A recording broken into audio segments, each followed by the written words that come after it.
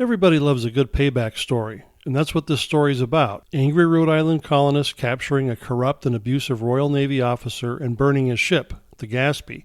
As exciting as the burning of a king's ship is, the political and legal maneuvering that followed it is even more interesting in my opinion. It provides a large window for us to look into and see the workings of colonial government and the relationship between the king's government, and it's a very interesting story. In fact, I don't think you could invent a TV miniseries with more drama and color than this story. On the screen right now is my famous timeline, and it illustrates in a graphic way how quickly things degenerated between the mother country and her colonies. At this point, I kind of see it more as a countdown rather than a timeline. You can see in the middle of the timeline 1770, where the Boston Massacre occurred. We talked about that in a previous podcast. And after the Boston Massacre, there wasn't much going on. Samuel Adams and other Sons of Liberty tried to keep things festering, but it was kind of hard. I think many people were tired of the conflict. They didn't like the conflicts with the mother country. Maybe they just wanted things to kind of simmer down.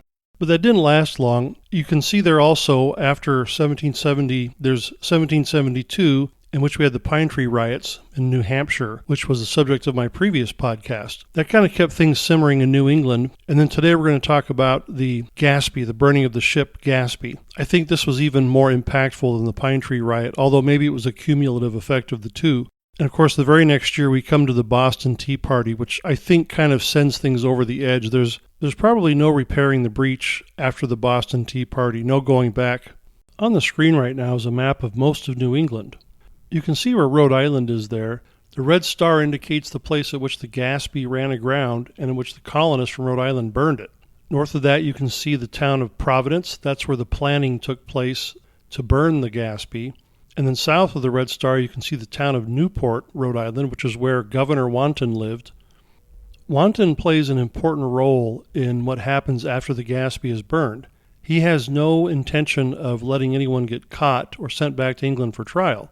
And so he uses his position as governor and in some other ways to try and stymie and slow walk the investigation into who did the burning of the Gaspee. And he was very effective in the end. No one was sent back to England for trial.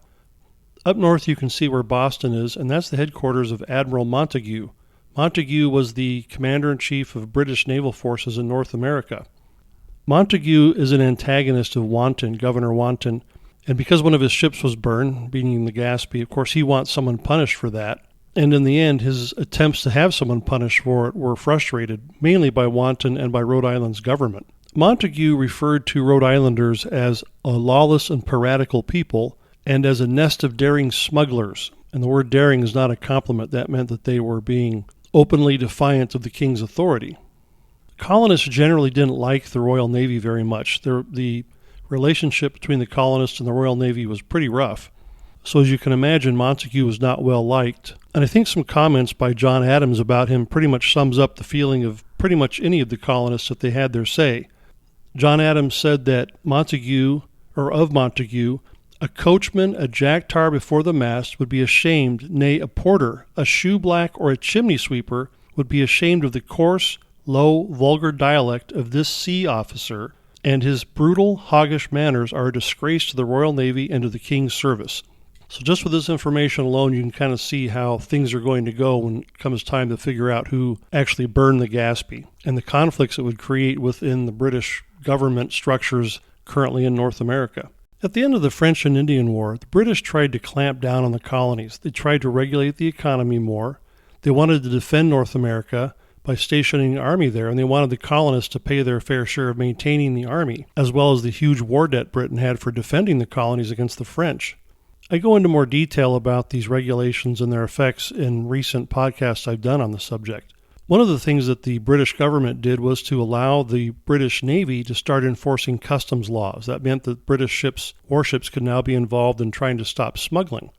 And of course, when ships caught smugglers, the captain of the ship as well as the crew were allowed a certain amount of money from the seizure of that ship, seizure and sale of the ship. Now, Rhode Island is a small colony, the smallest of the colonies. It had very few natural resources, nothing to export. Its one main export that it had was rum. In fact, in Newport alone, there were over 20 distilleries operating at the time of the burning of the Gaspee. To make rum, you need molasses, and every year Rhode Island imported well over 1 million gallons of molasses to make rum.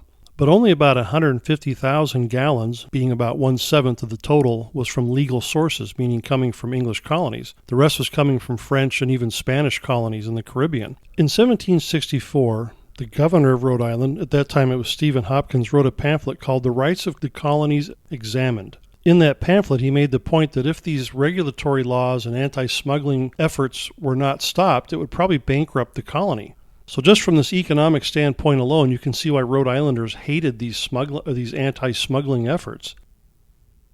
Now, traditionally, smuggling went on and everyone knew it, and merchants would simply pay British officials to kind of look the other way. They got a cut of the action, in other words, bribery. And doing things this way kind of kept everyone happy and quiet, and there wasn't much of an enforcement mechanism. And so with all that changing, you can see why the Rhode Islanders would be particularly upset. In fact, in 1764, the governor of Rhode Island, at that time it was a man named Stephen Hopkins, he wrote a pamphlet called The Rights of Colonies Examined. And in the pamphlet, he makes the point that if the anti-smuggling laws are strictly enforced, it will bankrupt the colony of Rhode Island. He also went on to question the constitutionality of the new regulations. He observed, "Indeed, it must be absurd to suppose that the common people of Great Britain have a sovereign and absolute authority over their fellow subjects in America, or even any sort of power whatsoever over them. But it will be still more absurd to suppose that they can give a power to their representatives which they have not themselves. If the House of Commons do not receive this authority from their constituents, it will be difficult to tell by what means they obtained it, except it be vested in them by mere superiority and force." That's certainly a very strong argument. Rhode Islanders could be just as resistant to royal authority as the people of Boston were. The Sons of Liberty were active there, and they had 2 liberty trees in both Newport and Providence. In the few years between the end of the French and Indian War and the burning of the Gaspee, Rhode Islanders had burned 1 royal ship, tarred and feathered a royal official, and burned a Navy longboat. And perhaps the most notorious act was when a fort on Goat Island that protected Newport Harbor, manned by Rhode Islanders, actually fired upon a Royal Navy ship. In fact, Rhode Islanders were so resistant to royal authority that some British officials called the colony Rogue Island. In February of 1772, the British Navy ship Gaspee was assigned to patrol the waters of Rhode Island to stop smuggling. The Gaspee was under the command of Lieutenant Duddingston, who had no problem abusing his power and sometimes even behaved more like a pirate than a Royal Navy officer. Before the Gaspee was assigned to Rhode Island, Duddingston had abused his powers in a previous episode patrolling the Delaware River and was sued by some of the people there for it. So he was reassigned to patrol the waters around Rhode Island. Assigning Duddingston to patrol these waters, where tensions were already really high, was like throwing a hand grenade into a gas tank. Problems started very quickly, for the very next month after he was assigned, Lieutenant Governor Darius Sessions sent a letter to the Governor Wanton complaining of Duddingston's heavy-handed tactics. In fact, Rhode Island's newspaper, Providence Gazette, labeled Duddingston a pirate, a hog stealer, and a chicken thief. On March 22, 1772, Governor Wanton fired off a letter to Lieutenant Duddingston saying, "Sir, a considerable number of the inhabitants of this colony have complained to me of your having in a most illegal and unwarrantable manner interrupted their trade by searching and detaining every little packet boat plying between the several towns. As I know not by what authority you assume this power, I have sent off the High Sheriff to inform you of the complaint exhibited against you, and expect that you do, without delay, produce me your commission and instructions, if any you have, which was your duty to have done when you first came within the jurisdiction of this colony." So Duddingston and Governor Wanton fired a series of letters off to each other, and this pretty soon escalated into a series of heated exchanges between Admiral Montague and Governor Wanton. A couple of weeks later, Admiral Montague fired off a letter. I'll read a few excerpts here just to give you the tone. He said, "Sir, Lieutenant Duddingston, commander of His Majesty's armed schooner and a part of the squadron under my command, has sent me 2 letters he received from you of such a nature I am at a loss what to answer to give them, and ashamed to find they came from one of His Majesty's governors. I am also informed the people of Newport talk of fitting out an armed vessel to rescue any vessel the King's schooner may take carrying on illicit trade. Let them be cautious what they do, for as sure as they attempt it, and any of them are taken, I will hang them as pirates. I shall report your 2 insolent letters to my officer, to His Majesty's Secretaries of State, and leave them to determine what right you have to demand the sight of all orders I shall give to all my officers of my squadron, and I would advise you not to send your sheriff on board the King's ship again on such ridiculous errands. A couple of weeks later, on May 8th, Governor Wanton responded. I'll read a few excerpts from his letter. He said, "It was altogether out of my power to know whether he, meaning Lieutenant Duddingston, came hither to protect us from pirates or was a pirate himself. As to your attempt to point out what was my duty as governor, please to be informed that I do not receive instructions for the administration of my government from the King's Admiral stationed in America. As to your advice not to send the sheriff on board any of your squadron, please to know that I will send the sheriff of this colony at any time and to any place within the body of it as I shall think fit." So these letters give you some idea as to the testy nature of the relationship between the governor and Admiral Montague, which would carry over into everything else that happens in this story. I think it's interesting, too, that Admiral Montague was getting intelligence reports from people in the colony about what was going on in the colonies, and that he knew that there were attempts to fit out ships to oppose what his ships were doing, as he said in his letter. So on June 9th, a ship called the Hannah left Newport for Providence. It was going north there through Narragansett Bay. And soon after it left Newport, Duddingston and the Gaspee began chasing the Hannah. On the screen you can see a map and the red line with the two ships showing what direction they were going. On the map you can see the little circle where the Gaspee runs aground. The Hannah was a smaller, lighter ship. It was able to sail across that sandbar, but when the Gaspee got there, it was a little bigger ship. It was heavier, couldn't get across the sandbar, and it stuck. Tradition has it that the crew of the Hannah, as they pulled away, mooned the Gaspee and then went on their way to Providence. So after the Hannah got to Providence, things started to happen. A local eyewitness named Ephraim Bone gave the following account of what happened next. He said, "About the time of the shutting up of the shops, soon after sunset, a man passed along the main street, beating a drum and informing the inhabitants of the fact that the Gaspee was aground on Namquit Point and would not float off until 3 o'clock the next morning, and inviting those persons who felt a disposition to go and destroy that troublesome vessel to repair in the evening to Mr. James Sabin's house. About 9 o'clock I took my father's gun and my powder horn and bullets and went to Mr. Sabin's and found the southeast room full of people, where I loaded my gun, and all remained there till about 10 o'clock, some casting bullets in the kitchen and others making arrangements for departure, when orders were given to cross the street to Fenner's Wharf and embark." So once it was known that the Gaspee had run aground, everyone apparently knew, because a drummer went through town summoning everyone, "Hey, if you want to help us destroy the Gaspee, come on down to Sabin's Tavern where we're making plans to do that." On the screen right now is a painting of John Brown. He was one of the most powerful and influential men in Rhode Island, and he was the one organizing the events at Sabin's Tavern. Interestingly, Brown University in Rhode Island today is named after his family. Now, interestingly, Sabin's Tavern was later torn down, but the room that they planned the destruction of the Gaspee in still exists. They saved the room and moved it to a different house several blocks away, and it's still there today. And in fact, on the fireplace mantle, it's inscribed this following saying. It says, "In this room, June 9th, 1772, was formed the plan for the destruction of the British naval schooner Gaspee." On the screen right now is a painting of a person named Abraham Whipple. He had experience. He was a sea captain, and he was the person that John Brown apparently appointed to command this small flotilla of boats that were going to go out to attack the Gaspee. Whipple later went on to distinguish himself during the War of Independence. He had some successful ventures against the British. On the screen right now is a map which shows how the Gaspee was attacked. You can see from the north, from Providence, the line coming south. That's how the ships under Abraham Whipple came down. There were several ships, big rowboats full of men. And then from the south, there was another ship from Bristol under the command of Simeon Potter coming from the south. It's interesting that people in Bristol, far away, knew about the Gaspee being grounded as well as the people in Providence. This has always suggested that there may have been more premeditated planning involved in this whole thing than we think of. Maybe it wasn't just an accidental coincidence. So while Potter and his boatload of about 11 men were coming from the south, they encountered a person named Aaron Briggs. You can see the little black star there that shows where he encountered them. Aaron Briggs was an indentured servant. His master owned a farm there on Prudence Island. Briggs was said to be half African and half Indian, and he was told that night by his master to take a boat that he was in, kind of a large rowboat, to be lent to someone else that his master knew. So while Briggs was out there taking this rowboat to somewhere else, his path crossed with Simeon Potter and his boatload of men. This is a very important little thing that becomes very important later, so we have to talk about it. So basically, Simeon Potter commandeered Aaron Briggs and his boat to go with them up north to join the attack on the Gaspee. And Briggs will play a very prominent role later in this whole unfolding episode. So if you follow the two lines, you see where the arrows meet up there by the Gaspee, the little red ship grounded. And the idea was to attack the bows, not the side of the ship. If they attacked the sides of the ship, they could have been fired at with the guns like a broadside.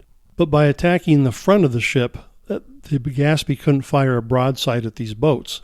These boats that were attacking had no cannon in them. William Dickinson, who was a British sailor and a crewman aboard the Gaspee that night, described what happened. I'll read his account here. He said, on the 10th of June, 1772, and about 12:30 o'clock in the night or morning, the watch gave the alarm that a number of boats were coming down the river and very near us. Being an exceedingly dark night, we held them and ordered them to keep on. They instantly gave us 3 cheers, on which we fired at them with muskets, which they immediately returned with 6 muskets, or thereabouts. We then fired our pistols, on which they boarded us upon the starboard bow, being a number of small arms, and fired a number of small arms. Immediately Lieutenant Duddingston cried out, "I am done for," and was wounded in his groin and arm.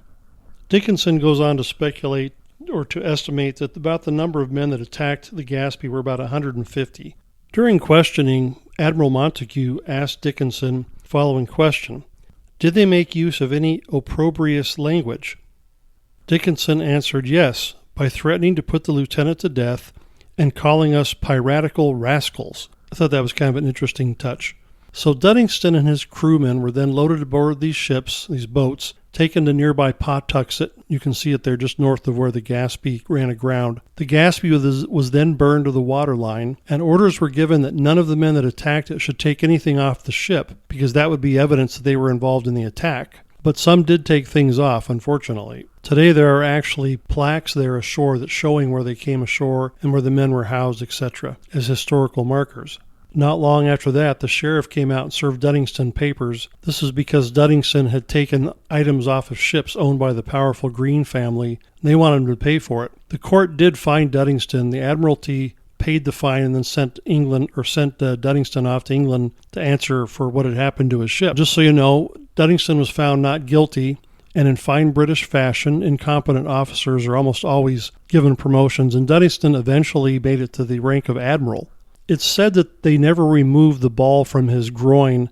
Apparently it worked its way down towards the knee and came out near the knee. That's the legend anyway. News of the burning of the Gaspee spread pretty quickly through the colonies and even spread quickly back to England.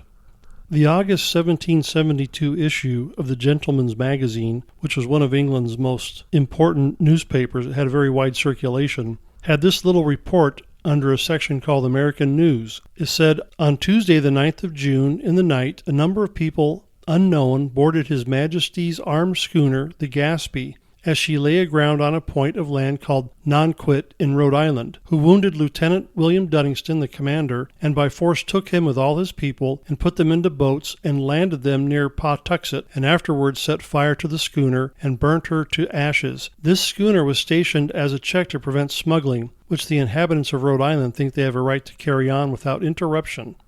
On the screen right now is a photograph of a proclamation that Rhode Island Governor Joseph Wanton posted around Rhode Island. It offered £100 sterling for anyone that would give information for who destroyed the Gaspee. That was a lot of money back then. Not only the governor, but Lieutenant Governor Darius Sessions went around collecting affidavits, acting like he was hot on the trail of whoever had done this crime. And really, these actions were for show only. Both Rhode Island's governor and lieutenant governor had no interest in finding out who had done this. And in fact, both of them would be involved in slowing and stymieing efforts to do it. They would just do it very quietly and subtly. This fact alone makes the whole situation more interesting, especially with what would happen next when the king sets up a commission to try and investigate what happened. So what happens next in this story is very interesting. I had mentioned an indentured servant named Aaron Briggs who happened to be out that night and who was kind of forced to go along with Simeon Potter's group and to participate in the attack. Apparently Aaron Briggs was receiving harsh treatment back on the farm from his master. He decided to run away, apparently, and headed for a British warship that was out there in the water. And the captain of the British warship was kind of like, well, we don't want you here. Take him below in the morning. We'll give him a flogging for running away and send him on his way. Well, the next morning they bring Aaron Briggs up, and just as about they're ready to tie him to the mast for the lashing, one of the crewmen aboard the ship who had been on the Gaspee that night, he was one of the crewmen for the Gaspee, says to the captain, I recognize this person. He was with the attackers. So the captain immediately pulls Aaron Briggs aside and said, you better start talking or I'm going to hang you from the yardarm up there.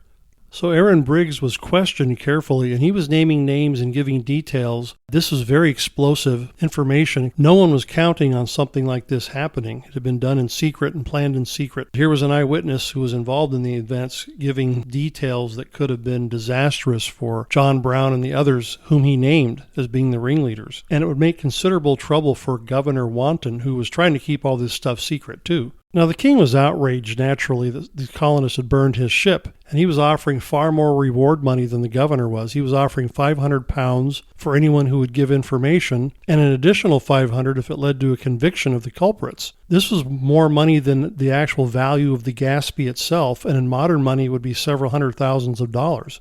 It was a very serious situation. Burning a king's ship was high treason and punishable by death. There was also fear that the king might go as far as to revoke Rhode Island's charter. That had been done before in the past. We've talked about that in some of my previous podcasts. So it was important for the governor, Joseph Wanton, as well as other officials such as the lieutenant governor, I just mentioned them, to act like they were at least standing up for the king and doing their part. The king decided to set up a commission to try and investigate what had happened and to find out any of the culprits and to send them back to England for trial. This commission consisted of Governor Joseph Wanton, the Rhode Island's governor, Robert Auchmuty Jr., who was a vice admiralty judge, Daniel Horsemanden, who was the Chief Justice of New York, Peter Oliver, who was the Chief Justice of Massachusetts, and Frederick Smythe, who was the Chief Justice of New Jersey.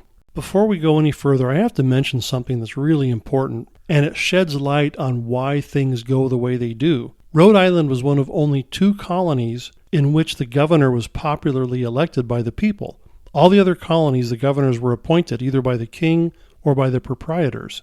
This puts Governor Wanton, whose painting you can see up there on the screen right now, in a precarious situation. He wants to be a faithful servant of the king, and the outward appearance he is, but inwardly he doesn't want to anger any of his constituents, especially ones that are powerful and wealthy like John Brown. And Rhode Islanders in general hated the British Navy, especially the Gaspee and Duddingston, for what he had done. So if he had done too much to find out who had done the burning of the Gaspee, he may not have been elected, and in fact may have even been the target of the Sons of Liberty. And we saw what they did in neighboring Boston to some of the royal officials there. They made life miserable for them.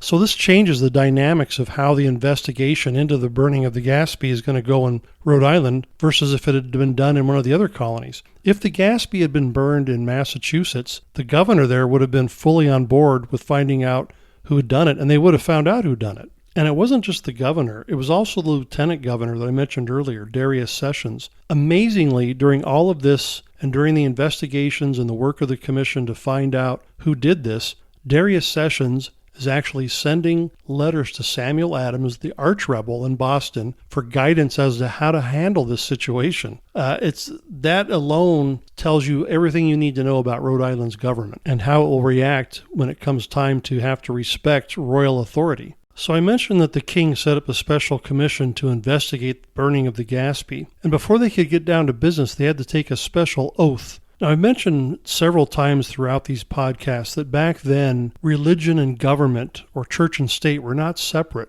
at least not entirely. They were becoming more separate, but they weren't. So the special oath they had to take, they had to swear that they were not falling for or believing many Catholic doctrines, including the right of the Pope to renounce a subject's loyalty to the king, and a few other things. It's a lengthy oath, but I want to read a little bit of it just to give you the flavor of it. We do solemnly and sincerely in the presence of God profess, testify, and declare that we do believe that in the sacrament of the Lord's Supper there is not transubstantiation of the elements of bread and wine into the body and blood of Christ, and that the invocation or adoration of the Virgin Mary or any other saint and the sacrifice of the Mass, as they are now used in the Church of Rome, are superstitious and idolatrous, and we do solemnly in the presence of God profess, testify, and declare that we do make this declaration and every part thereof in the plain and ordinary sense of the words read unto us as they are commonly understood by English Protestants. So basically this oath was to make sure that these commissioners were still Protestants and they weren't falling for any of the Catholic doctrines or adhering to any Catholic doctrines. The other members of the commission didn't necessarily trust Wanton to do a good job. Daniel Horsemanden, one of the other commissioners, writing to his superiors in London about Rhode Island's government, wrote, "My lord, as to the government, if it deserves that name, it is a downright democracy. The governor is mere nominal one, and therefore is a cipher, without power or authority, entirely controlled by the populace." And he was exactly right. Charles Dudley, a royal tax collector, wrote to Admiral Montague, warning him that Wanton would try and interfere with the investigation, and he was also right about that too. Admiral Montague complained to his superiors in London that the people of Rhode Island were almost ripe for independence. He was right about that too. Thomas Hutchinson, the governor in neighboring Massachusetts, and we've mentioned him before, he suffered quite a bit at the hands of the Sons of Liberty, who wrote that if the Gaspee rioters are not punished, the friends to government will despond and give up all hopes of being able to withstand the faction. And what he means by the faction would be the Sons of Liberty and all those others that continually were undermining government. But he was right about that too. But there was nothing any of these guys could do about it. The king had set up the commission, and they couldn't overrule him. And it must have been terribly frustrating for them to see this happen, especially Admiral Montague. One of his ships had been burned. He wanted the people who had done this to be punished severely for it. And with Governor Wanton in the way and chairing the commission that was supposed to investigate it, that just wasn't going to happen. The existence of this commission both outraged and terrified colonists all throughout the 13 colonies. It operated outside of Rhode Island's charter, and it had authority to send American colonists back to England for trial. This meant that they would not get a jury trial of their peers. They were also frightened that such commissions could also be established in their colonies as well, not just in Rhode Island. One anonymous writer, writing under the pseudonym Americanus in the Providence Gazette, wrote, "A court of inquisition, more horrid than that of Spain or Portugal, is established within this colony to inquire into the circumstances of destroying the Gaspee schooner. And the persons who are the commissioners of this newfangled court are vested with the most exorbitant and unconstitutional power. The state of an American subject, instead of enjoying the privileges of an Englishman, will soon be infinitely worse than that of a subject of France, Spain, or Portugal. My countrymen, it behooves you, it is your indispensable duty to stand forth in the glorious cause of freedom, the dearest of all your earthly enjoyments, and with the truly Roman spirit of liberty, either prevent the fastening of the infernal chains now forging for you and your posterity, or nobly perish in the attempt." John Adams in his diary wrote or described this commission as a Star Chamber court and a court of inquisition. And these things, of course, were very detested by Protestant American colonists. There was also a fight over what to do with Aaron Briggs. Ever since he had rowed out to the British warship, he had been held by the British basically as a captive, and for good reason. Admiral Montague feared that if Aaron was returned to his master, he would be coerced into rescinding his statement, which probably would have happened. But on the other hand, Aaron Briggs's testimony that he'd given had been done under duress. The Navy captain had threatened to hang him and to flog him. Either way, Aaron's master had contacted the civil authorities complaining that Aaron had been kidnapped by the Royal Navy, which is really what it amounted to. And the captain of the ship that was holding Aaron was afraid to come ashore. He knew that what had happened to Duddingston with the sheriff was going to happen to him, and indeed eventually it did. The question of what to do with Aaron also escalated the conflict between Governor Wanton and Admiral Montague. Governor Wanton insisted that the proper course was to turn over Aaron and have the civil authorities examine him, that this was not the place of the Royal Navy to examine a witness. Admiral Montague eventually did turn over Aaron, but he delayed playing for time, I think holding out as long as he could, hoping something that would happen so he wouldn't have to turn him over. So after taking their oaths of office, the commission finally settled down on January 5th, 1773, to begin the business that had been assigned to it.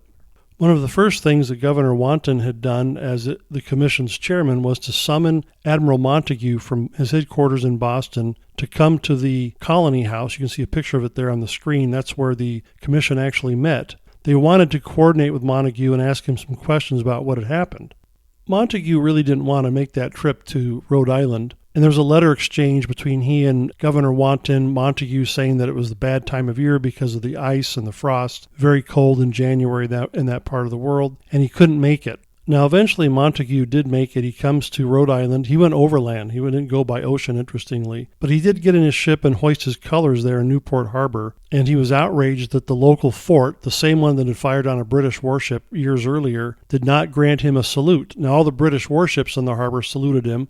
That was the custom when an admiral showed up and hoisted his colors. The ships would give him a salute of cannon fire. But the local fort there on Goat Island that was controlled by the colony and was manned by Rhode Island colonists would not salute the admiral, and that was infuriating to him, and he reported the insult back to London.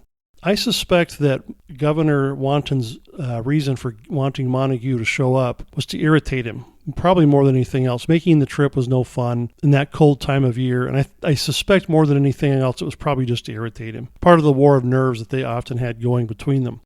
Now, as I mentioned earlier, Governor Wanton had no intention of wanting to catch anyone or send them to England for trial. That probably would have ended his political career and subjected him to maybe some rough treatment, even a visit from the Sons of Liberty. And it's interesting that the most prominent culprits were never called or asked to come and testify to the commission. These included people like John Brown, Joseph Brown, Simeon Potter, and Rufus Green. Other historians have pointed out the fact that Wanton always made sure that when witnesses were scheduled to testify, he never had witnesses who were part of the crew of the Gaspee testify on the same day as other witnesses who were not part of the crew. And this is probably so that the crewmen on the Gaspee wouldn't recognize anyone or even possibly recognize anyone who was involved in burning the Gaspee. Importantly, during the proceedings of the commission, other witnesses came forward. These were fellow indentured servants of Aaron Briggs who lived at the same farm. They came forward stating that he was at home that night and he couldn't have been involved in burning the ship. This is really important because if Briggs's testimony is impeached, there really is no way of knowing who else was involved in burning the ship. He was the only eyewitness that was talking. So after investigating and questioning witnesses, the commission never was able to find out who burned the Gaspee, nor did they cart anyone off to England for trial. On June 22, 1773, the commission wrote a report explaining its findings to the king. They assured the king that they had strictly examined witnesses and investigated thoroughly. And I want to read a small paragraph from what they found. They said, "We beg leave to observe to your majesty that the place where the Gaspee was destroyed is at least 23 miles from Newport, and the accident of her running aground but a few hours before the attack take away all possibility of the inhabitants of the town being instrumental in or privy to the destruction of her, nor have we any evidence, even of the slightest kind, to induce suspicion to the contrary." They went on to conclude, and I'll quote, kind of a concluding sentence here. They said, "The whole was conducted suddenly and secretly." I think it was important to Governor Wanton that the event be portrayed as spontaneous and not planned. If it was a planned event, that could open up a whole new can of worms, whereas if it were suddenly done as an attack of passion, kind of like what you had in Boston, that's a different thing. It's not good, but it's different. They were careful in their report to impeach Aaron Briggs's testimony that he gave it under duress because the British captain had threatened to hang him and flog him. And also they brought up the fact other witnesses were brought forward to show that he was actually not there that night. What's really interesting to me is that about half of the report is criticisms of the Royal Navy. I think that's kind of interesting. They criticize Duddingston behavior, they criticize the Navy in general, and the contempt that the Navy displayed for the civil authority. The whole Gaspee affair, especially having this royal commission set up that seemed to operate out of the colonial charter's authority, had a big impact on Virginia's patriotic movement. It reinvigorated the existence of the committees of correspondence and a call for more united colonial action between the colonies. These committees of correspondence were set up in each colony, and they're important because at first they served as kind of a node in a nervous system between the colonies' communication line, but eventually they would come to be kind of the nucleus around which rebel governments would eventually form. In his autobiography, Thomas Jefferson mentioned that after the Boston Massacre, he said, quote, "Nothing of particular excitement occurred for a considerable time. Our countrymen seemed to fall into a state of insensibility to our situation." And then he mentions the whole Gaspee affair. He said, "But a court of inquiry," that's the commission, "held in Rhode Island with the power to send persons to England to be tried for offenses committed there was considered at our session of the spring of 1773. He then wrote, "We were all sensible that the most urgent of all measures was that of coming to an understanding with all the other colonies to consider the British claims as a common cause to all and to produce unity of action, and for this purpose that a committee of correspondence in each colony would be the best instrument of intercommunication, and that their first measure would probably be to propose a meeting of deputies from every colony at some central place, who should be charged with the direction of the measures which should be taken by all."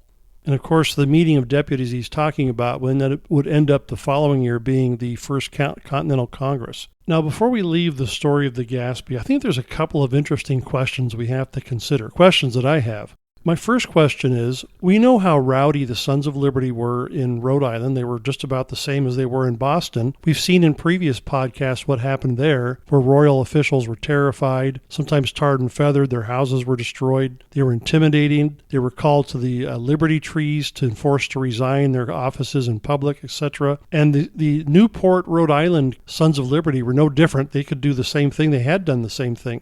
So why was nothing like this done to any of the commissioners? Why were there no riots while the commission was holding its meetings in the Colony House? Why did no Sons of Liberty ever come and destroy Governor Wanton's house? And if I had to give a reason, I think it's because the leaders of the Sons of Liberty knew that Governor Wanton was on their side and they didn't need to do anything. They just need to let this play out and be done with it. And that's exactly what happened. Governor Wanton protected everyone. I still continue to believe he knew who had burned the ship and that he wanted to make sure none of them got sent back to England. One other question I have is, why did the other commissioners, who were all loyal to the king, why did they go along with the final report that was produced by the commission, wherein Governor Wanton criticized the Navy? And I'm not sure I have an answer for that question. And maybe the other commissioners, even though they were loyal to the king, didn't feel like defending the Navy because its conduct was obviously bad. Duddingston had acted like a pirate, and Montague covered it up and protected him. And it's interesting that the royal government didn't seem to mind the abuses the Navy was doing. They only got upset when the Gaspee was finally burned. So that might be one possible explanation. I hope you enjoyed this podcast. I hope you'll stick around for our next podcast, which will be about the Boston Tea Party, one of the most famous events in American history. For further information on this subject, I recommend the following books and articles: Rhode Island Politics and the American Revolution, 1760 to 1776, by David S. Lovejoy. Colonial Rhode Island, A History, by Sidney V. James. Burning the Gaspee, Revolution in Rhode Island, by Rory Raven. The Documentary History of the Destruction of the Gaspee, compiled for the Prudence Journal, by William R. Staples, published by Yale University Library. Cradle of Violence, How Boston's Waterfront Mobs Ignited the American Revolution, by Russell Bourne. The Founding of a Nation, A History of the American Revolution, 1763 to 1776, by Merrill Jensen. Revising the Gaspee Legacy, by Stephen Park, published in the Journal of the American Revolution, July 28, 2015. The Conspiracy to Destroy the Gaspee, by John Concannon, published in the Journal of the American Revolution, March 8, 2018. Jack Tar in the Streets, Merchant Seamen and the Politics of Revolutionary America, by Jesse Lemish, published in the William and Mary Quarterly, Volume 28, Number 3, July 1968. This Licentious Republic, Maritime Skirmishes in Narragansett Bay, 1763 to 1769, by Michael R. Derderian, published in the Journal of the American Revolution, October 2, 2017. Smuggling, the Navy and the Customs Service, 1763 to 1772, by Joseph R. Freese, published in the Colonial Society of Massachusetts Bay webpage, www.colonialsociety.org. John Adams, Regarding the Gaspee Affair, Gaspee Virtual Archives webpage, www.gaspee.org. The Gaspee Affair of 1772, published on the Warwick, Rhode Island Digital Memory History Project, www.warwickhistory.com. And Tea Smuggling, published on the Boston Tea Party Ships and Museum webpage, www.bostonteapartyship.com.